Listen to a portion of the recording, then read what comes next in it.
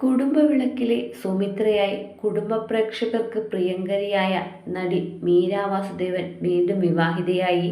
കുടുംബവിളക്കിന്റെ ഛായാഗ്രാഹകൻ ബിബിൻ പുതിയൻകം മീരയെ താലികെട്ടി സ്വന്തമാക്കി. സീരിയൽ കഥയല്ല, സത്യം.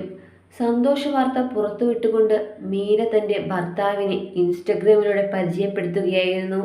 ഞങ്ങൾ ഔദ്യോഗികമായി വിവാഹിതരായി. ഞാൻ മീര വാസുദേവനും ബിബിൻ പുതിയൻകനും 2024 ഏപ്രിൽ 21 കോയമ്പത്തൂരിൽ വെച്ച് വിവാഹിതരായി. ഇന്ന് മെയ് 24 ഞങ്ങളുടെ വിവാഹം ഔദ്യോഗികമായി രജിസ്റ്റർ ചെയ്തു. പാലക്കാടുള്ള ആലത്തൂർ സ്വദേശിയാണ് വിപിൻ. ഇന്റർനാഷണൽ അവാർഡ് ജേതാവായ ഛായാഗ്രാഹകനാണ് അദ്ദേഹം. 2019 മെയ് മാസം മുതൽ ഞാനും വിപിനും ഒരേ പ്രോജക്റ്റിനു വേണ്ടി ഒരുമിച്ച് പ്രവർത്തിച്ചു വരികയായിരുന്നു. കഴിഞ്ഞ വർഷമാണ് വിവാഹത്തെക്കുറിച്ച് ചിന്തിച്ചത്. വളരെ സ്വകാര്യമായ ചടങ്ങായിരുന്നു വിവാഹം. 2 വീട്ടുകാരും 2-3 ഉറ്റ സുഹൃത്തുക്കളും മാത്രമാണ് വിവാഹത്തിൽ പങ്കെടുത്തത്.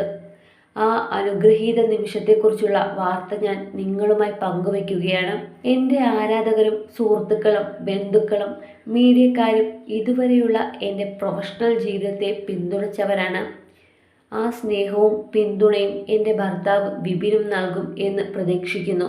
2005 മീര വാസുദേവൻ വിശാൽ അഗർവാളിനെ വിവാഹം ചെയ്തത്.